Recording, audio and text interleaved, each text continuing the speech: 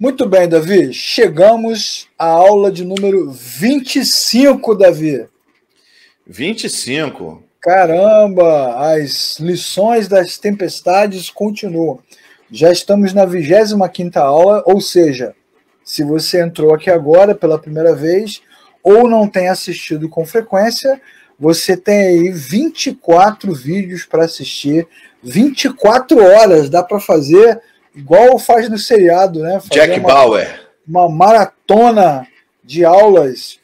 E especificamente sobre esse tema, né, Davi? Nós já falamos 2 vezes sobre isso, a tempestade.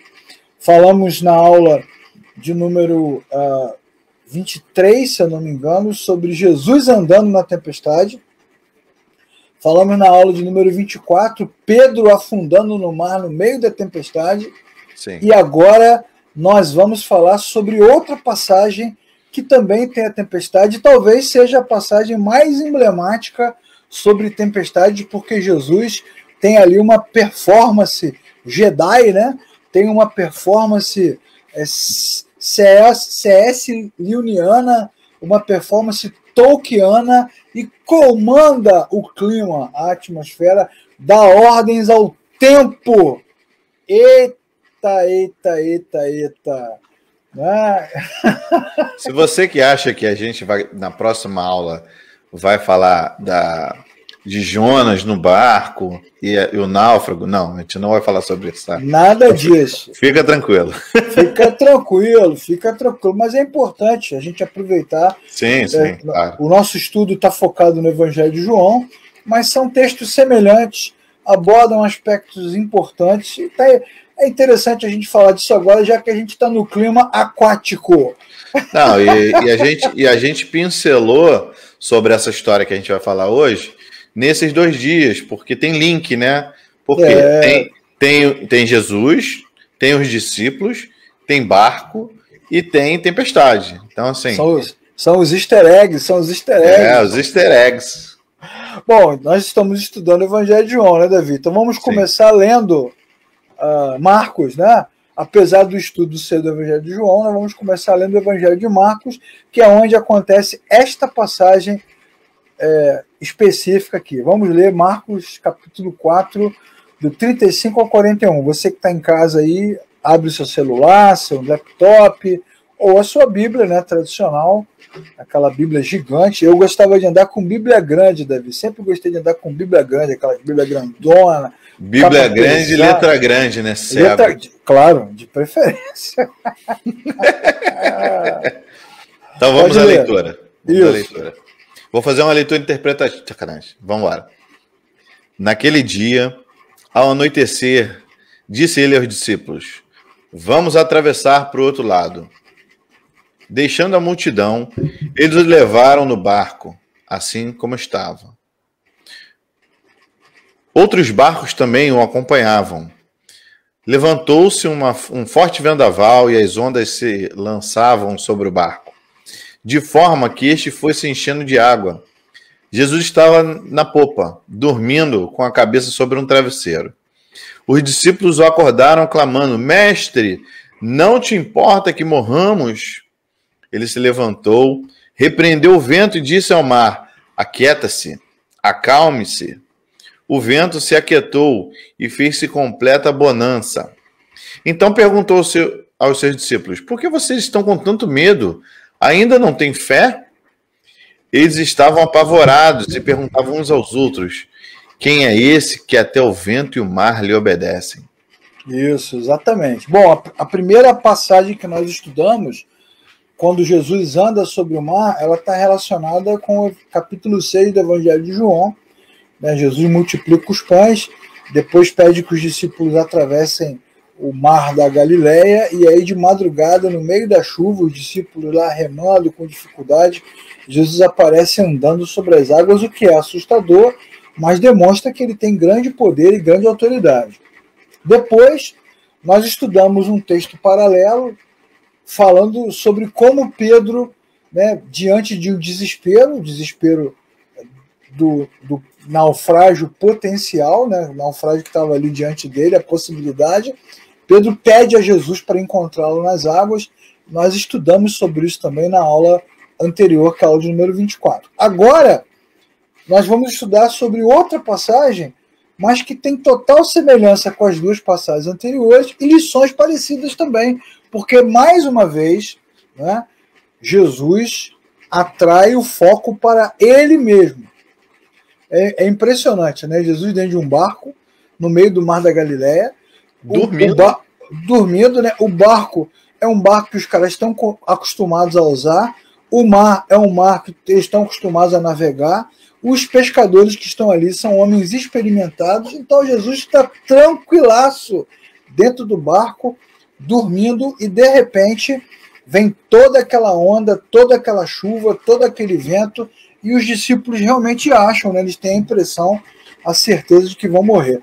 Agora eu quero destacar, antes da gente prosseguir no estudo, que eles enfrentam essa tempestade porque Jesus os envia para lá. Tem uma diferença, então, entre as passagens anteriores que nós estudamos e essa, porque nas anteriores, Jesus pega meio que ele de surpresa, né? Jesus se afasta da multidão, meio que dá uma desaparecida, os discípulos esperam até a noite, meio que não sabem o que fazer e decidem partir. Mas nessa passagem aqui específica, tem um comando de Jesus. Jesus disse aos discípulos, vamos... Passemos para a margem. Vamos. Então, na verdade, né, já temos aí até uma... Vou mexer aqui no botão do ventilador. A gente já tem aí até uma primeira perspectiva, né, que nada disso teria acontecido, nenhum problema teria acontecido se Jesus não tivesse levado os caras para lá, né? Mas antes da gente falar da passagem especificamente, vamos nos lembrar algumas coisas que o João já nos ensinou e Paulo também já nos ensinou em outras passagens. Então, primeiro nós vamos ler, junto com o Davi, o Evangelho de João, uma passagem que nós já lemos. Vamos ler o Evangelho de João, capítulo 1. Vamos ler do versículo 1 ao versículo 3. Vamos ler o versículo 10 e vamos ler o versículo 14. Vamos que vamos. No verso 1, capítulo 1, do verso 1 ao 3, diz assim: No princípio era aquele que é a palavra. Ele estava com Deus e era Deus. Ele estava com Deus no princípio. Todas as coisas foram feitas por intermédio dele. Sem ele, nada do que existe teria sido feito. Beleza, agora o versículo 10. Aquele que é a palavra estava no mundo, e o mundo foi feito por intermédio dele, mas o mundo não o reconheceu. Versículo 14. Aquele que é a palavra tornou-se carne e viveu entre nós.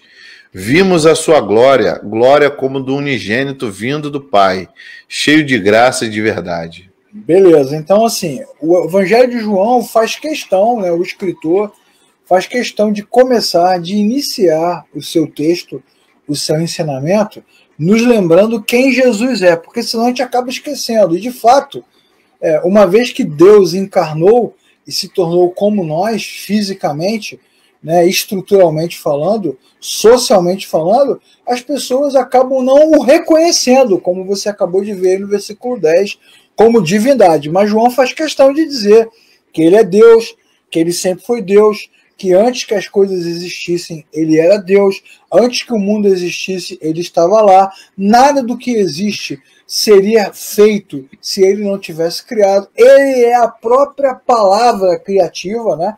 É a palavra de Deus, o verbo de Deus que virou gente, habitou entre nós, cheio de graça e cheio de verdade. Então o João abre o livro falando sobre esse tema, para que a gente não esqueça que está lidando com Deus. Quem acompanhou as aulas anteriores vai lembrar que na passagem lá da multiplicação dos pães, os caras viram tudo, né, Davi? Viram um conquistador, um mártir, um general, um profeta, um revolucionário, um futuro rei, menos a divindade. E João está dizendo para a gente que ele é Deus, ele é Deus, ele é Deus. Algo que o apóstolo Paulo, ao escrever a epístola de Colossenses, também vai confirmar, vai corroborar para a gente.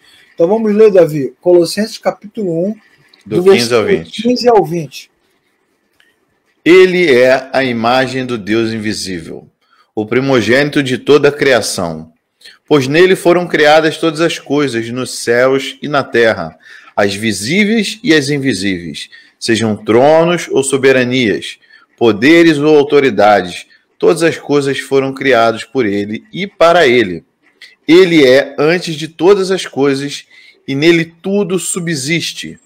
Ele é a cabeça do corpo, que é a igreja, e é o príncipe e o primogênito dentre os mortos, para quem tudo tenha a supremacia. Pois foi do agrado de Deus que nele habitasse toda a plenitude, e por meio dele reconciliasse consigo todas as coisas, tanto as que estão na terra quanto as que estão no céu, estabelecendo a paz pelo seu sangue derramado na cruz. Pronto, agora o texto de Colossenses, ele faz um tratado meio que teológico, né, bíblico / teológico, para explicar o que aconteceu lá em João capítulo 1. Paulo diz, ao escrever essa carta, o tema da carta de Colossenses é exatamente esse, a supremacia de Cristo.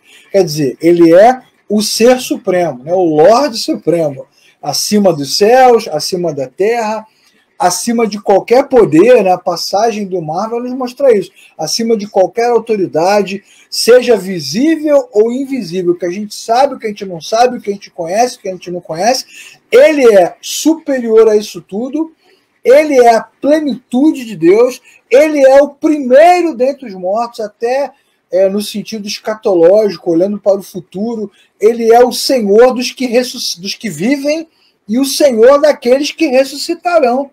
Então, Jesus está numa posição muito sublime. Agora lê para a gente aí, Davi, Colossenses 2, versículo 9. Pois em Cristo habita corporalmente toda a plenitude da divindade, e por estarem nele, o que é o cabeça de todo poder e autoridade, vocês receberam a plenitude. Pronto, então agora em Colossenses, o que o texto vai nos afirmar no capítulo 2, do versículo 9? Que nele habita corporalmente a plenitude da divindade. Essa divindade que criou tudo, que fez tudo, que é, que era, né, que há de existir por todo sempre, em todo o universo, essa divindade toda está ali nele, no corpo dele, na vida dele, dormindo no porão do barco.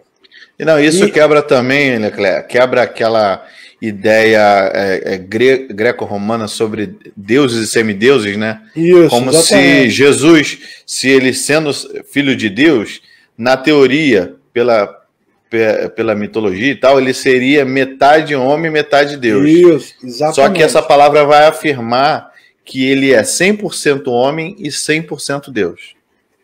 Pois é, e o que acontece, Davi, é que a nossa humanidade, por ser limitada, ela tem dificuldade de entender isso e de perceber essas coisas também, né? Você vê, quando você olha para a cena do capítulo 2 de Lucas, né, Jesus recém-nascido na manjedoura, como é que você vai olhar para um bebezinho ali dormindo e ver uma divindade tão poderosa? Ou num outro momento, Jesus sentado, conversando com as pessoas, comendo, ou agora no barco, dormindo tranquilamente, né? Como se nada tivesse acontecendo. Essa encarnação, essa simplicidade de Jesus na vida, na sua jornada, dificulta para os homens o entendimento de quem ele é. E aí, como é que o cara vai saber que ele é Deus? Como é que o camarada vai entender? Precisa de uma revelação. Assim como nós que estamos aqui estudando, cremos na Bíblia, não porque concluímos que ela é a verdade. Filosoficamente falando, intelectualmente falando, cognitivamente falando, você tem muitas verdades. Cada religião tem sua própria verdade. Cada área do saber tem a sua própria verdade. A Bíblia é a verdade para os cristãos. E por que os cristãos pensam assim? Porque eles têm com a Bíblia uma relação de fé. Eles creem na palavra. Eles creem na Escritura porque o Espírito de Deus assim revelou ao seu coração. Então Jesus ele vai se revelar. Nós já vimos no capítulo 2 e no capítulo 3 que ele vai se revelar em João a Nicodemos. Já vimos no capítulo 4 que ele vai se revelar à mulher samaritana.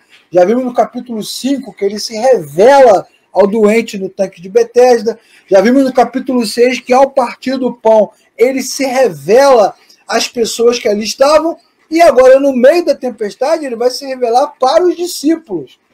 Porque a pergunta deles combina com Colossenses, né? Quem é esse que comanda o mar, o vento? E Colossenses vai dizer que ele comanda as coisas visíveis e as invisíveis. Agora os caras sabem, né? Mas sabem depois. Na hora eles não sabiam. Então esse é um aprendizado importante, né? Se você que está nos assistindo tem dificuldade em crer, tem dificuldade para crer, para ter convicção, talvez você ainda precise de um encontro pessoal verdadeiro com Cristo Jesus. Porque mentalmente falando, isso não faz sentido. Sim. Não é? E eu acho bonito você você deu um briefing aí dos primeiros capítulos de João, né? Como realmente você vai lendo cada capítulo de João, Jesus se revelando como Deus, né? Exatamente. E é sempre um encontro pessoal, e nesse encontro pessoal ele mostra a sua divindade. É legal que João vai fazendo essa narrativa com as revelações, né?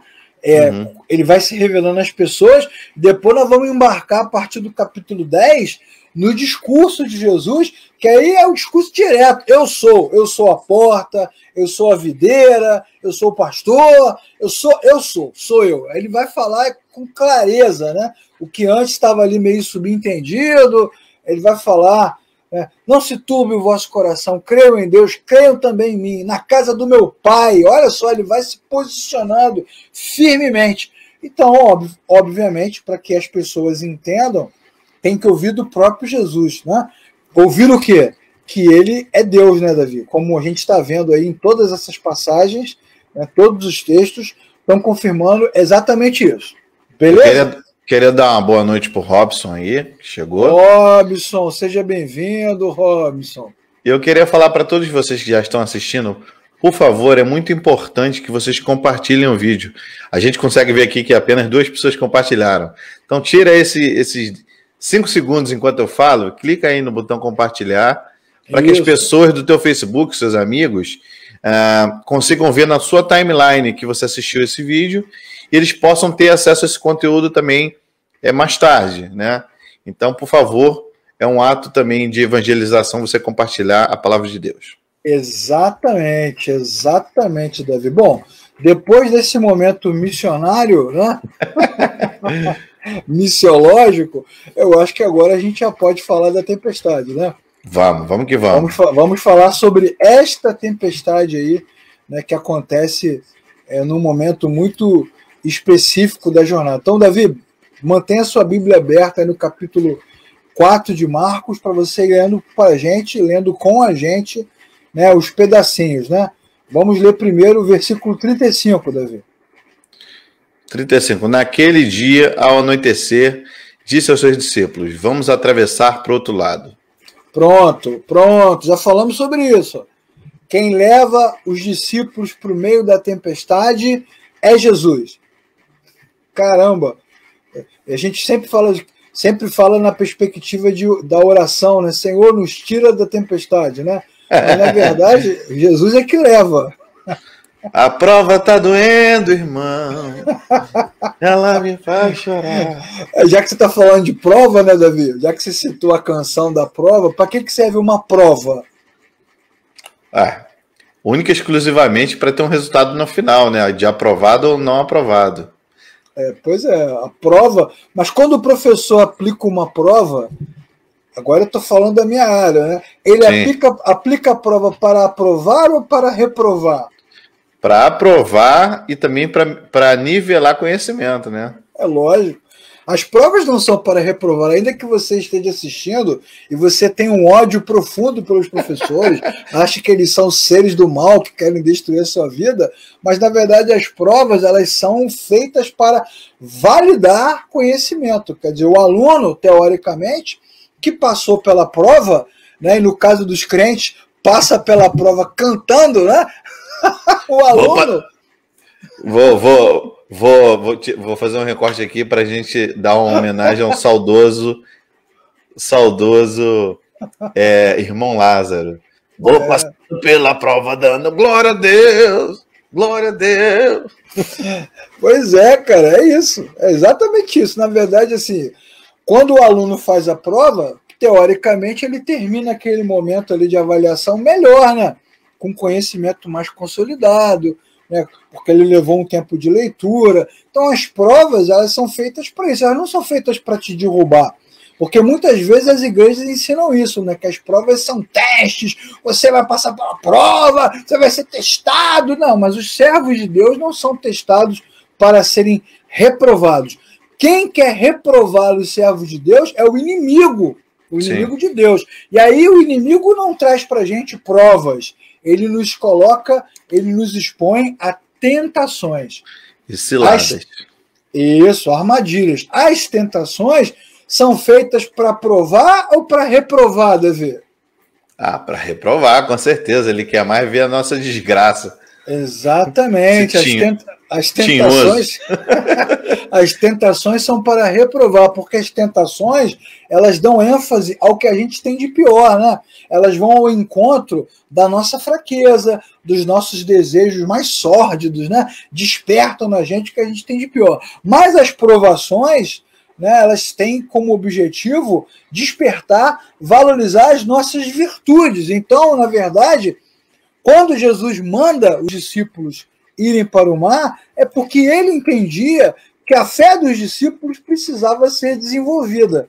Ela estava ainda num momento assim muito simples, né, muito superficial, muito incipiente. Então, a fé tem que ser desenvolvida. E a única forma da fé ser desenvolvida é passando pela prova, né, irmão? Como é que o Lázaro canta aí?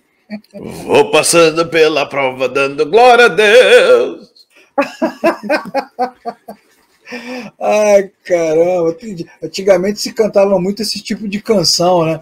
Passa pela prova cantando, né? Em vez de murmurar, canta. Mas eu quero citar um texto famoso, né, Davi? Que é o texto de Tiago. Tiago capítulo 1, né, versículo 2, que diz o seguinte: irmãos, considerem um motivo de grande alegria o fato de vocês passarem por diversas provações. Porque, na verdade, a provação produz perseverança. Olha só que coisa interessante. A provação possui... Então, na verdade, sim, diante da tempestade, você vai fazer o quê? Você vai sentar no barco e falar assim: vem, mar, e me leva. Me leva para o além, que eu quero conversar com Netuno. Lógico que não. Uma vez enfrentando a tempestade, o que os marinheiros vão fazer? Vão navegar, né, com mais força, né? Vão trabalhar com mais dedicação, né? Vão se empenhar com mais qualidade, né? Porque a provação, ela aperfeiçoa as nossas virtudes e fortalece, ela desenvolve as pessoas, tá vendo? Olha que ensinamento impressionante. E aí a pergunta é, se os caras estavam desenvolvendo a fé, Davi, é porque a fé deles não estava muito bem construída ainda, né? Ela estava se desenvolvendo, mas ela não estava ok ainda. Até aquele momento, a fé dos discípulos era em quem? Em quem que eles tinham fé até aquele momento? A fé deles era num rabino, eles olhavam Jesus como um rabino, lembra das aulas anteriores, né? Sim. Como o povo via Jesus. Jesus até uma vez perguntou isso, né? Quem as pessoas dizem que eu sou? E aí eles viam Jesus como um rabino, como um religioso, como um homem santo, piedoso, como um líder carismático, como um mártir, como um guru. Será que Jesus não é isso para a gente também, né? É uma boa pergunta, né, Davi? Uma reflexão a se fazer, né? É, uma reflexão a se fazer. E aí Jesus, né, como parte do esquema, isso é tudo um grande esquema, né? Manda os caras para o meio do mar, e o que ele faz? Ele deita e dorme. O que mostra que é um cenário sendo preparado e, ao mesmo tempo, confirma o que nós lemos em Colossenses, que ele é 100% homem e 100% Deus. Como Deus, ele manda em tudo. Como homem, ele se cansa, né? Ele sente sono, ele sente fome, então ele precisava dormir. Mas quem é que consegue dormir, Davi, no meio da tempestade dessa? Fala para mim. Bem, se a gente olhar as últimas passagens, o quanto Jesus pregou, fez milagre, caminhou de cidades em cidades, então assim, eu entendo o cansaço dele. Pois é, aí ele dorme, né? Agora lê pra gente aí o versículo 36, Davi. Marcos 4, 36. Marcos 4, 36 diz: deixando a multidão, eles o levaram no barco assim como estava. Outros barcos também o acompanhavam. Olha só, essa é uma parte interessante do texto. Porque é o seguinte, a tempestade não bateu só num barco. Tinham vários barcos ali. Então, o que está prestes a acontecer no meio do mar será contemplado por muitos olhos, né? Muitos marinheiros, muitos discípulos, não apenas aqueles, mas outros, verão o que Jesus está prestes a fazer. Então, é uma provação, porque é um momento de dificuldade, é um momento de revelação de humanidade e divindade, e é um momento de ensinamento mesmo, de aprendizado coletivo. Ele vai dar uma ensinada assim muito bacana para um monte de gente ali que vai assistir essa cena. É interessante porque assim, a gente sempre imagina, ao ler o texto ou ao ouvir as pregações, essa ilustraçãozinha, né, de Jesus sendo acordado e ele acalmando o mar, né? Essa Não ilustração tem mais ninguém. Essa ilustração tem até um erro, né? Porque tem um barco, tem vela, né? E o barco, a vela não tinha sido criada naquela época ali. Mas o interessante é isso, né? Que quando você para estudar a passagem, você percebe que não era só um barco, eram vários. Isso, né? Uma multidão. Assim, quantos ali estavam a pique? Às vezes o que Jesus estava nem estava tanto, né? Mas os outros barcos talvez gritavam entre eles, os barcos, né? Vamos morrer! O que será que Jesus quer ensinar, Davi? Ele quer ensinar sobre pressão atmosférica? Será que ele quer ensinar sobre alturas de ondas para ver se dá para pegar ali uma onda gigante no surf? Rapaz, aí teve uma... Agora, no Rio, né? No Rio, lá ainda acho que é na Barra de Guaratiba. E onda 5 metros. 5 metros onda, rapaz. Será que Jesus quer ensinar sobre engenharia naval, sobre estrutura de barcos? Solta o cabo da nau. Solta, Danal! Solta, Danal! Esse Danal que não solta o cabo! Será que Jesus quer ensinar sobre como você usa o astrolábio e se guia pelas estrelas? Nas estrelas vejo a sua mão e no vento ouço a sua voz. Será que é isso? Claro que não, né, irmãos? E aí vem uma lição importante. Quantas pregações e aulas, né, são dadas sobre esse assunto e os caras ficam meia hora falando de vento, falando de mar, falando de barco, falando de vela, nem tinha vela, falando de remo, falando de profundidade, falando de estrela, falando do monte. Cara, todos esses assuntos são paralelos, porque na verdade a aula que Jesus quer dar ali para aquela galera é sobre ele mesmo. Sim. Quem tinha dúvida não terá mais. Quem estava ali meio ressabiado não vai ficar mais. Quem era meio desconfiado vai despertar. Quem não respeitava Jesus vai temer agora. Vai temer. Vai Sim. ficar com medo. Vai ficar brabo o negócio, né? Então é uma aula que ele está dando sobre si mesmo. E eu aproveito esse momento para fazer esse recorte mais uma vez, né? Nós temos escutado muitas pessoas falando sobre Jesus e de Jesus. E nós precisamos, irmãos e irmãs, quem está aqui participando da nossa live, precisamos ler mais a Bíblia para que possamos aprender de Jesus sobre ele mesmo e menos sobre aquilo que as pessoas acham de Jesus, né, Davi?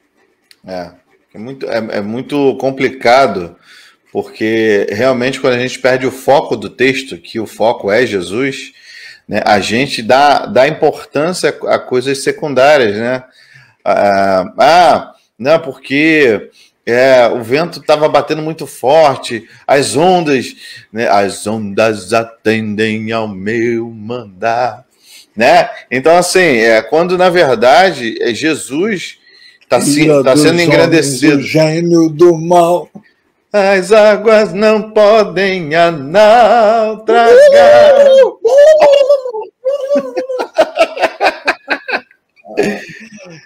Você tá brincando, né? Você tá brincando, mas é brabo mesmo. A sensação de destruição é terrível, terrível. Eu sei o que é ser afogado, né? Eu já te falei. Olha, né? Já falou. Bom, então nós vamos agora, a partir desse momento, tirar alguns aprendizados para nós, né? Que estão aí no meio dessa passagem. Vamos começar com as lições. As lições da tempestade. Roda a vinheta.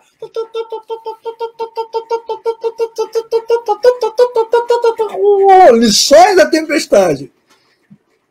Foi horrível essa vinheta, mas tudo bem. Depois eu vou pensar numa melhor. Lição número 1. As tempestades são inesperadas. Inesperadas, cara. A gente não programa, né, cara? A gente não programa a tempestade. Eu fico rindo, né, quando a pessoa fala, não, porque eu vi na meteorologia falando que vai chover hoje. Eu falei, será? Tempestade não se programa, ela te pega de surpresa. Né? E aí, fazendo uma analogia prática, né, nós todos aqui que estamos assistindo, estudando juntos, né, nessa quinta de escola bíblica, somos afetados pela vida muitas vezes, né, Davi? E não esperamos acidentes, né, enfermidades, crises existenciais. Você vê, sexta-feira agora, dessa semana, né, nesse último final de semana, isso. Um dos porteiros aqui do condomínio onde eu moro, em Niterói, trabalhou na sexta, foi para casa, teve um ataque cardíaco fulminante de madrugada e perdeu a vida. O cara estava vivo na sexta-feira. No final de semana, ele não estava mais. E quantos de nós, né, cara? Quantos de nós somos pegos de surpresa pelas tempestades da vida que nos assolam? A gente não programa essas coisas, né? A gente não programa entrar numa doença, entrar numa dívida, né? Perder dinheiro, perder um parente, perder uma pessoa que a gente... Ficar depressivo, né? Fica esses caras aí com esse discurso de motivacional, você consegue, mas você não programa essas coisas, é mais forte do que a gente, né?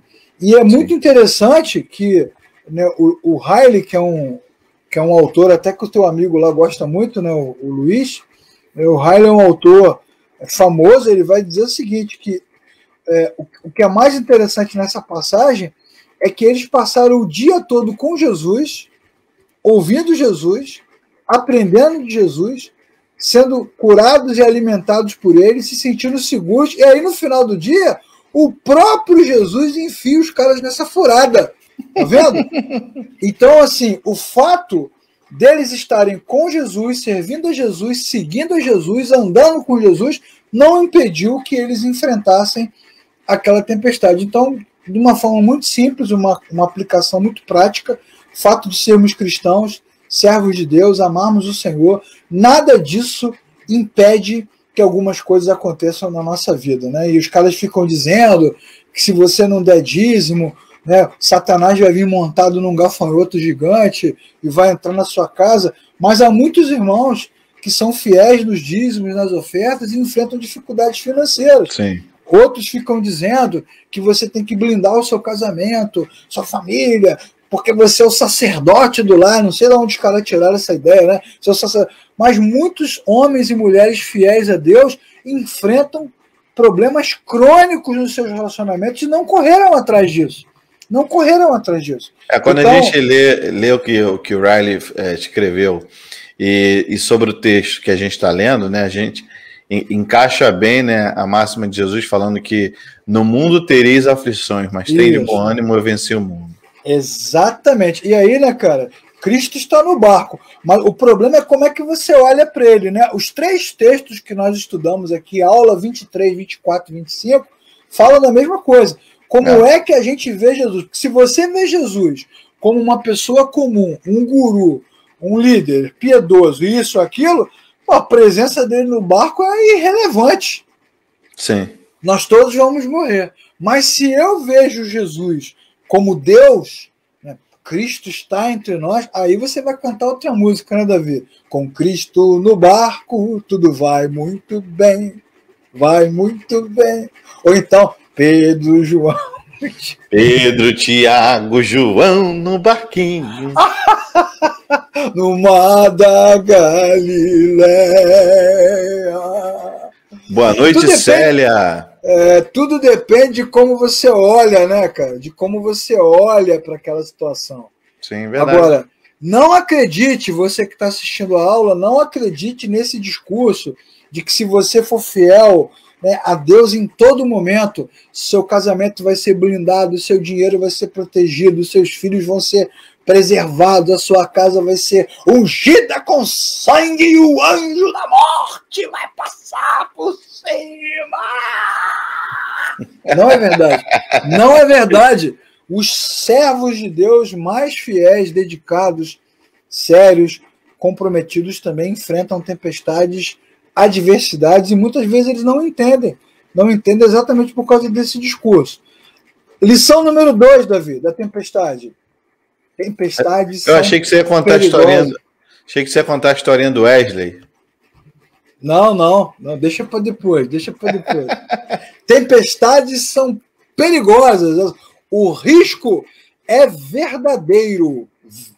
Realmente eles podem morrer. E aí isso vai me lembrar, né, aquelas passagens do Antigo Testamento, quando Deus orientava Israel a ir à batalha, né? Iremos à batalha, Senhor. Podem ir. Será que nós, quando estamos estudando a Bíblia, ingenuamente achamos que nessas batalhas não houve mortes? Os soldados não tombaram no meio da guerra? Muitas espadas se quebraram, meu amigo. Muitas lanças foram partidas. Muitos filhos ficaram órfãos, porque guerras são perigosas. E tempestades também são perigosas. Né? E Jesus está no barco. E Deus estava no meio das batalhas. Como dizem os salmos, né? O Senhor é o meu escudo, o meu broquel.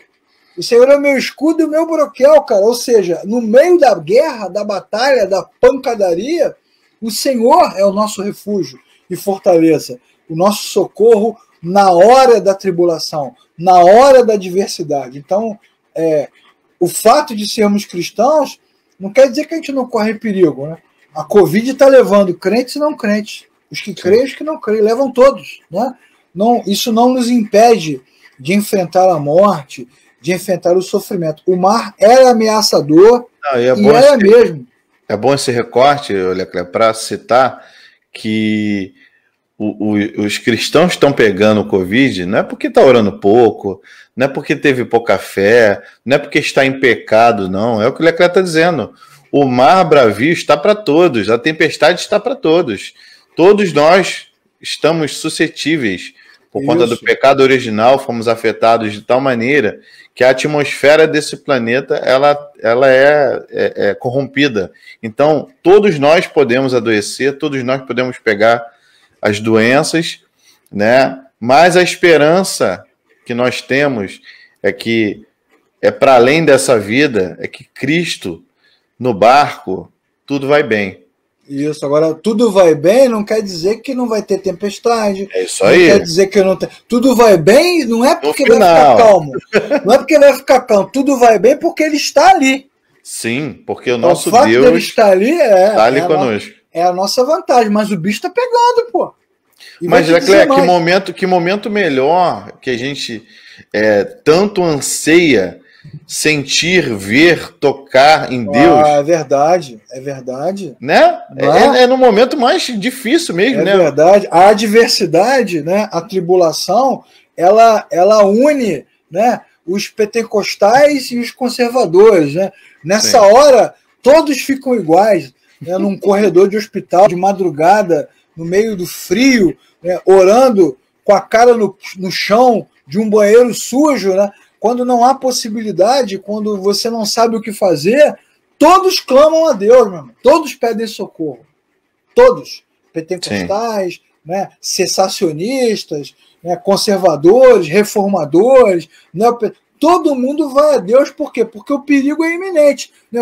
Vem lá o médico, sai da sala, olha, sua filha, seu filho está correndo risco de morte, realmente, a situação é muito grave, vamos ter que fazer isso, fazer aquilo. E aí o que você faz? Você vai lá no porão chamar Jesus, né, meu irmão?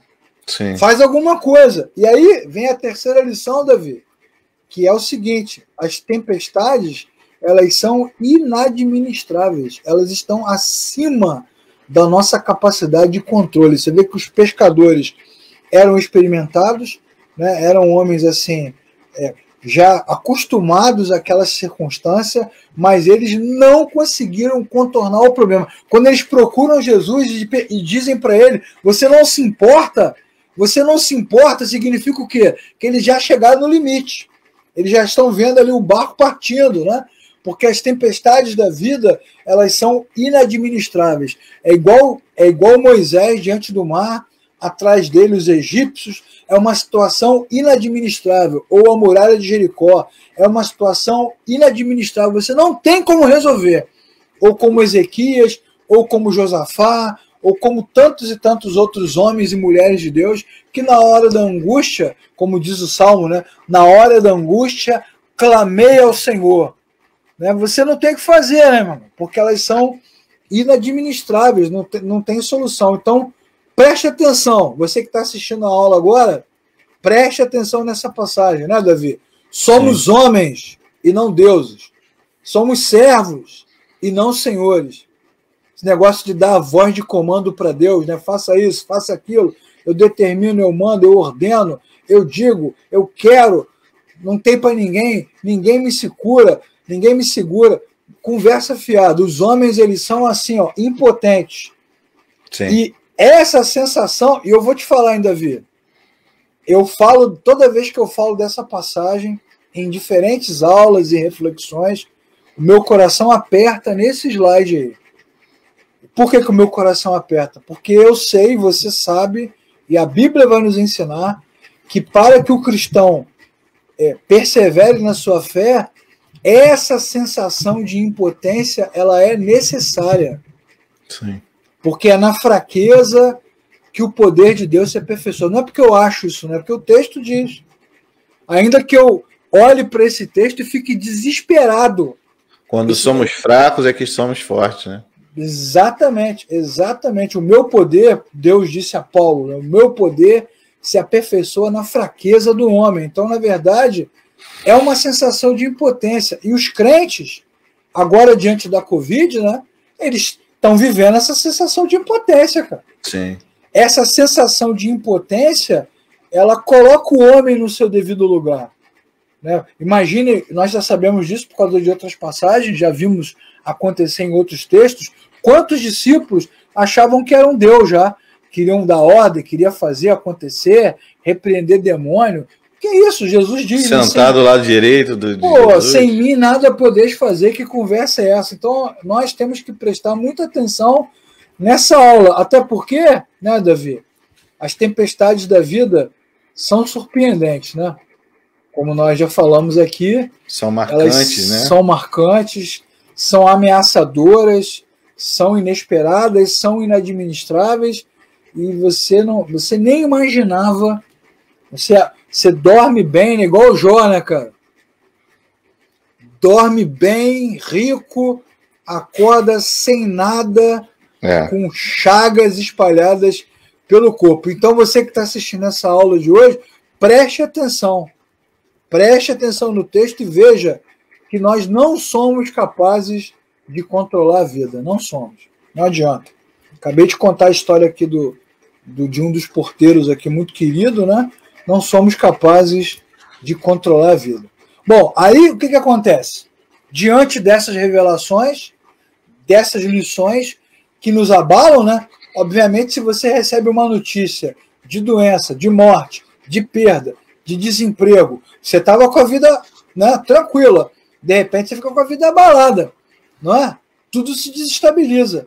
Igual a parábola do rico insensato, que nós estudamos domingo, né? Estou rico, né? Tenho tudo, construirei celeiros, distribuirei os meus bens e direi à minha alma, aproveite. E aí Deus fala assim, rapaz, essa noite é a sua última noite. Cara, né? Exatamente, o seu Roberto, que está aqui estudando com a gente, ele vai lembrar que numa outra passagem, os discípulos pediram a Jesus para orar, para que caísse fogo do céu e matasse os samaritanos, lá matasse os ímpios e os impiedosos. Olha só o que os caras pensam que são, né, cara? Pensam que são o quê? Tá vendo? Então, essa é uma lição importante que nós temos que aprender. E essa lição, presta atenção, que hoje nós vamos até acabar essa aula, vai passar um pouquinho. Presta atenção, você que está assistindo aqui comigo e com o Davi. Essa certeza de que a vida é incontrolável, ela mexe com as nossas estruturas, mexe com a minha estrutura.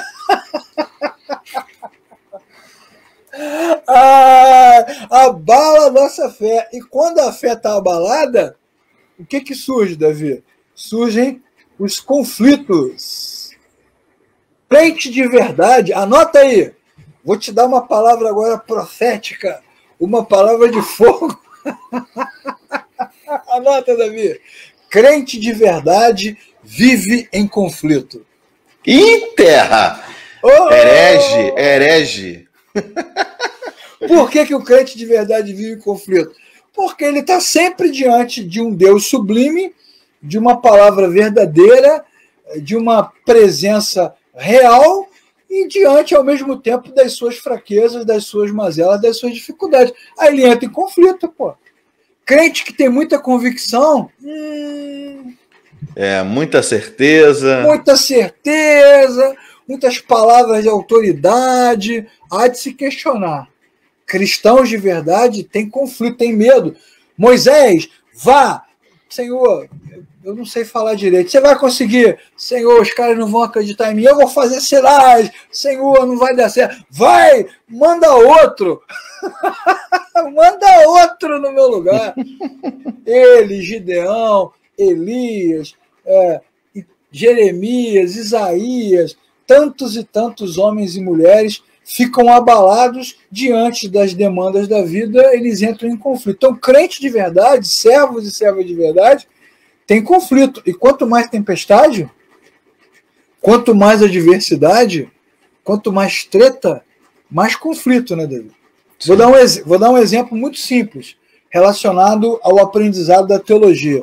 Se você crê que Deus é soberano, se você crê que Deus é justo, se você crê que Deus é verdadeiro, e se você crê que Deus é bom, soberano, justo, verdadeiro e bom. Tudo isso a Bíblia diz. Se você crê nisso, e está vivendo um momento de grande tempestade, você só tem uma alternativa. A certeza de que quem jogou você dentro da tempestade foi Deus. Isso não é para te deixar em conflito? Porque a falsa religião, ela vai culpar Satanás, vai culpar você mesmo, né? Falta de fé, né? Falsa religião vai dizer que a culpa é nossa, a culpa é do inimigo, mas a Bíblia vai dizer que é o próprio Deus. Então isso gera grandes conflitos no nosso coração. Então, por exemplo, conflito número 1, Davi, como conciliar a obediência com a tempestade? Rapaz, difícil, hein? Como é que você continua ali servindo a Deus, lendo a Bíblia, orando, dando oferta, né? Guardando a sua língua, a sua boca, o seu coração no meio da tempestade? Como? Tá vendo? É difícil, é um conflito, é um paradoxo, né?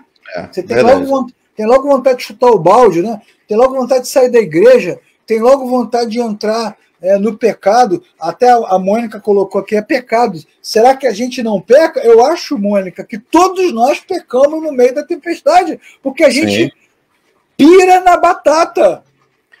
A gente lembra daquela passagem, né? Citamos ela na última aula também, que Jesus manda os discípulos, né? Vai de 2 em 2, entra na casa das pessoas, né? Operem os milagres. Aí eles ficaram, muito felizes. Senhor, no teu nome aconteceu isso, aconteceu aquilo e tal. Aí, numa outra passagem, né, o pai de um garoto, né, endemoniado, pede para os discípulos expulsarem, eles não conseguem e ficam tristes. Porque, na verdade, eles achavam que aquilo estava com eles, né? Isso. O poder estava com eles, né? Então, a Mônica está dizendo aqui, às vezes a gente culpa o pecado, né? O isso. Cara vai falar assim, você deve ter... Tem um amigo meu que sempre diz isso. Tem algum pecado escondido aí que você fez, igual os amigos de Jó, né, Davi? Não é assim que os amigos de Jó disseram? Isso. Jó, alguma coisa você fez. Aí vem lá o amigo de Jó, aqui o que eu encontrei. Aqui, ó, a camisa do Vasco aqui. Tá aí. Tá explicado. Tá explicado. Pô, os caras foram para o mar porque Jesus mandou ir. Eles estavam onde Jesus mandou, eles foram para onde Jesus foi, né? Eles fizeram o que tinham que fazer e mesmo assim enfrentaram a tempestade. Então esse é um conflito, né? É um conflito. Esse é um conflito importante, né? É Deus que nos manda para a tempestade, sim, mas é um conflito, porque a gente está ali fazendo o que Deus mandou e as coisas aparentemente não estão dando certo. Pior do que isso, Davi, conflito número 2, como conciliar a tempestade com a presença de Jesus. Pô, Davi, Jesus está ali. Jesus Sabe o que é o interessante disso aí, desse ponto 2, Leclerc? É que a tempestade veio aonde Deus Todo-Poderoso estava. Isso. Ou seja, né? A tempestade poderia ver o barco, né, do Senhor, né? Que se afastar, né? Leu o Colossenses, né? Ele tem todo o poder no céu e na terra, toda a supremacia está nele. Aí a chuva, o mar, ali não dá. Ali não. Não, veio assim mesmo. Foi assim mesmo. Como é que a gente concilia isso? E aí vem essas questões, né? As questões que geram conflito no coração dos irmãos, porque eles falam assim, se Deus está comigo, por que ele permite que essas coisas aconteçam? Como pode Deus estar aqui? Porque o que a igreja diz o tempo todo é que Deus está onde, Davi? Na sua cura, na sua prosperidade, na sua família bacana lá no retrato, né, no seu emprego novo, né, na sua casa nova. Deus está nessas coisas. E aí, como conciliar esses conflitos da vida com a presença de Jesus? O que a gente aprende, né? Você fica sentado na igreja, lá na sua igreja, não importa que igreja você é, né? Você está assistindo lá a pregação e o pastor falando disso, daquilo outro, você está ouvindo e vai assim, pô, eu não devo ser crente, né? Porque nada disso acontece na minha vida. Como que eu vou conseguir chegar nesse padrão? Jesus não está na minha casa, né? Jesus não está na minha casa. Então como é que eu vou conciliar isso, né, com a presença de Jesus? Mas pode piorar ainda. Ainda fica pior, Davi. Como é que eu posso continuar obedecendo vendo Jesus dormindo? Rapaz, isso é um absurdo. Eu aqui passando uma luta incrível. E Jesus não o mais difícil. Pô, cara, ele não está vendo? Como então, aqueles salmos, né? Onde estás que não respondes? Então, isso tem muito a ver com que a gente vai concluir essa mensagem, né? Isso tem a ver com a fé, né? Porque, assim, é difícil para nós estar no meio da tempestade, orar, saber que Deus está ali, mas mesmo assim não ter a resposta. Então, assim, isso traz um conflito muito grande para nós. Isso me lembrou até uma palestra que eu assisti uma vez do Dr. Paulo Romero, aqui no canal da Oficina da Palavra. Tem vários vídeos sobre esta palestra. Momento Jabá. Não, sobre esta palestra não. Tem vários vídeos do Dr. Paulo Romero, né? Ele contando que quando ele estava construindo a igreja dele em São Paulo, no meio da obra lá, a igreja da Trindade, ele disse que passou uma dificuldade financeira muito grande, muitas lutas, muitas dívidas, e a obra não avançava. Ele disse que uma vez ele estava de tarde lá sozinho na igreja orando, ele falou, Senhor, não é possível, Me manda recurso, já estava orando com raiva, né? Me manda recurso, essas igrejas malucas aí. Eu estava batendo na pedra, né? Igual Moisés. Essas igrejas malucas, pregando um evangelho falso, envergonhando o teu nome, e um monte de crente lá dando dinheiro, dando oferta, investindo. Senhor, manda um empresário, Senhor. Umzinho. Um cara rico que possa mandar uma oferta para cá. Aí ele conta na sua palestra que naquele momento, enquanto ele orava, o Espírito de Deus encheu o ambiente ali onde ele estava, o coração dele se aquietou e ele ouviu a voz do Espírito na mente dizendo o seguinte: que é isso, meu filho? Que conversa é essa? Nunca entrará pela porta dessa igreja alguém que seja mais rico do que eu. Só tua graça me basta, tua presença. A palavra é violenta, né? É assertiva. Mas a impressão que a gente tem, que nós temos aqui, que estamos estudando, é que em alguns momentos da nossa vida, Jesus está dormindo. Porque nesse caso específico que você contou, o Senhor respondeu. Mas tem casos que o Senhor não vai responder para nós, por quê? Exatamente. Meus irmãos, é bom que vocês entendam uma coisa. O nosso Deus é todo poderoso, mas ele é autônomo, ele não é controlado por ninguém, ele faz o que ele quer. Ele é livre, né, Davi? Ele é livre. Ele não é preso às nossas orações, ele não é preso à nossa força de vontade, né? O nosso secret, tentar atrair a mão de Deus para nós. Não, Deus é livre. Então, muitas vezes, Deus não vai querer responder mesmo. E aí, o que a gente faz? Continua orando. Pois é, continua confiando, né? Continua confiando. Você vê, depois você pode ler em casa, né? Quando você estiver sozinho, depois dessa aula, eu recomendo que você leia o Salmo 73, né? O Salmo de Asaf, quando ele diz no texto, né, com muita propriedade: ah, Senhor, eu tinha inveja dos arrogantes, eu senti inveja quando vi os ímpios prosperando. Esses caras não passam por sofrimento. Esses caras têm o corpo saudável. Esses caras não têm doença, não têm Covid. Esses caras vivem com orgulho no alto, né, dominando tudo. E do seu coração só maquina o mal, só tem maldade. E mesmo assim, eles são abençoados. Ah, Senhor, os meus pés quase tropeçaram. Se você ler lá no Salmo 73, vai ver Asaf dizendo isso, que ele entrou em conflito ao observar que os servos de Deus sofrem, e muitas vezes homens e mulheres que não conhecem a Deus, que nem têm a Deus, não sofrem. E aí a impressão que a gente tem é que Deus está dormindo, né, Davi? Que Deus... E aí, também a gente tem que também fazer uma meia-culpa aí, né, em relação a esse texto, em relação até a forma como a gente interpreta muitas vezes, e de olhar o gramado do vizinho, sempre achando que é mais verde que o nosso, né? É verdade, é verdade. A gente sempre tem esse olhar de que o cara tá bem, a gente tá mal. É verdade. Quando, na verdade, por muitas vezes, o bom dessa aula é você assistir e saber que sentir isso, ter conflito, ter raiva, isso tudo é normal, faz parte da humanidade mesmo. Sim, sim. E nesses momentos, são os momentos em que Deus se posiciona como Deus, às vezes em silêncio, às vezes mudando a realidade, mas Deus está na posição dele, está tranquilo. E aí, para a gente fechar, né, Davi, a aula de hoje, uma aula bacana que fecha, né, esses 3 momentos onde a gente fala sobre tempestade. Vamos falar um pouquinho sobre as perguntas da tempestade. Roda a vinheta.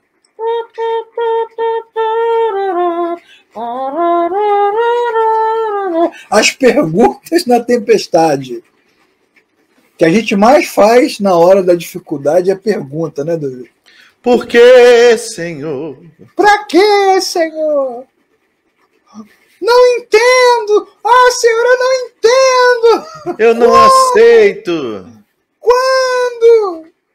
Jesus! Até quando, né? Até quando? Até quando? Pergunta número 1. Que todo mundo que está assistindo aqui na aula já fez algum dia para Deus. Se não fez para Deus, fez para os seus próprios botões, né? Mestre, não te importa que morramos?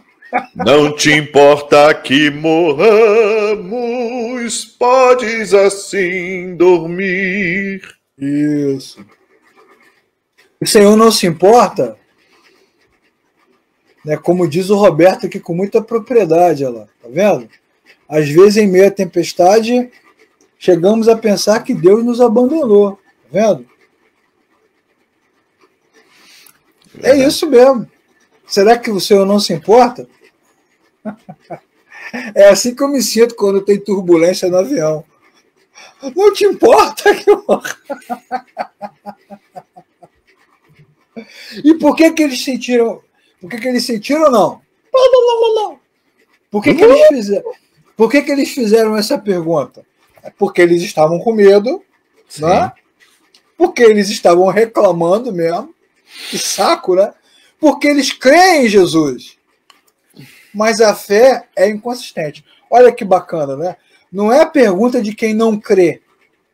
É a pergunta de quem crê, de quem já viu Jesus fazendo coisas extraordinárias e não entende porque ele não faz agora.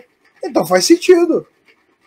Quando eu falei que só os crentes de verdade passam por conflito, é por isso. Porque algumas coisas que Deus faz, eles entendem. Outras eles não conseguem entender. É isso mesmo. E a gente tem que estar bem resolvido com isso, que o nosso olhar é limitado.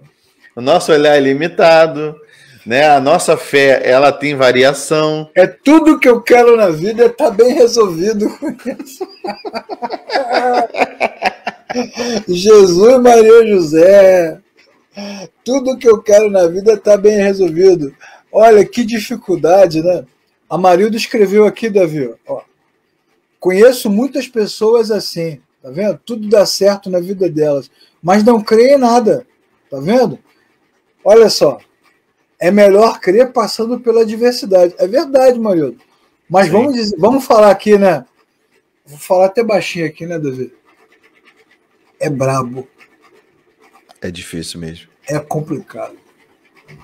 Eu lembro da passagem de Jó, né? Ele falando assim, né? Que aceitaste o bem de Deus com prazer e o mal não queres aceitar, né? Às vezes a gente quer botar adesivo no carro, né? Deus é fiel, este carro pertence ao Senhor. Ao quarto homem da fornalha. Em Deus caso de arrebatamento, este carro ficará desgovernado. Mas ninguém bota um adesivo, né? Tô passando prova, Deus não me ouve, minhas orações não são respondidas. O Senhor não se importa colocar um adesivo. Bom, aí, vamos imaginar que nós estamos aqui, né, assistindo essa aula e no meio das nossas dificuldades nós fazemos esse tipo de pergunta para Deus, o que é perfeitamente plausível. E aí, rola o diálogo, ok? Você fez a pergunta e Deus também vai fazer a pergunta. Aí ferrou, né, Davi? Olha o adesivo aí que seu pai lembrou. A serviço do rei. Rapaz, esse adesivo é velho demais. Esse bombou, esse é anos 90, né? Bombou esse aqui. Então, a pergunta do homem é essa aí, né? Por que o senhor não faz? Mas aí Deus também pergunta, né? E a pergunta de Deus é a seguinte, né? Por que vocês estão com tanto medo? Não tem fé? Ai!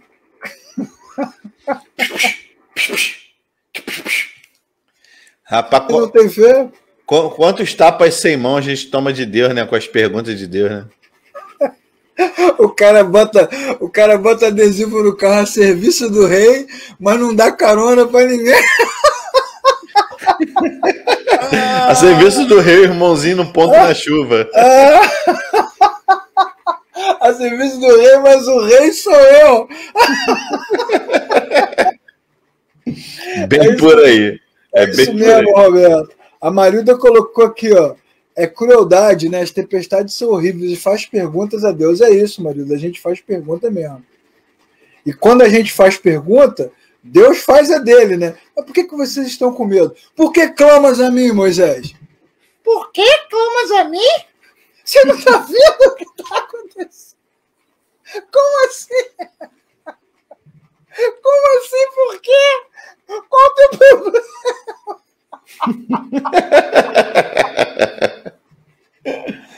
Ai, Jesus, mas por que vocês não têm medo? Primeira coisa, Davi, Esse texto, cara, é muito complicado, é muito difícil, porque ele mexe, entra na minha casa, mexe com as minhas estruturas. É difícil, cara, porque é o seguinte, Jesus pergunta, vocês estão com medo por quê?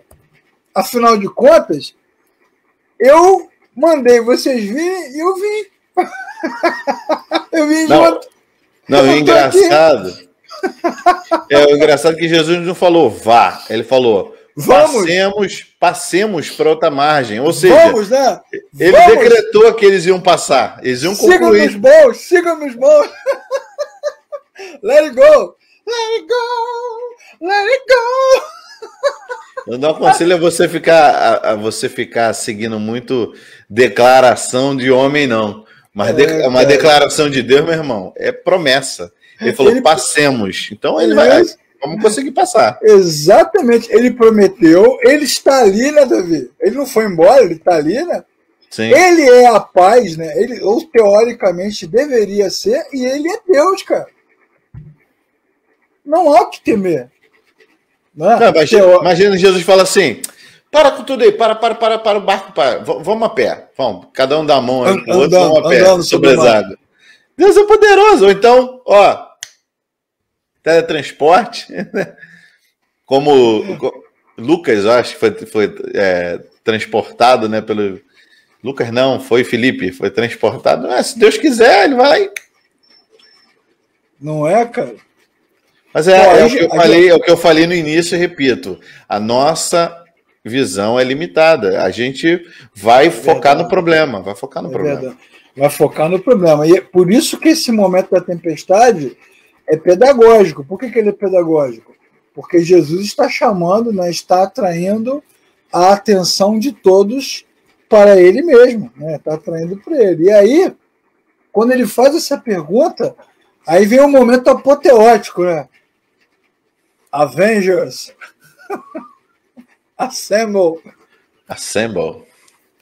Jesus vai na frente do barco, meu irmão, o bicho pegando, o vento soprando. Que isso? Jesus fala assim: pare! Aquieta-te, acalma-te. Caraca. Lembrou o Salmo 46, ó. Esse texto está totalmente adequado ao Salmo 46, né? Aquietai-vos e sabei que eu sou Deus.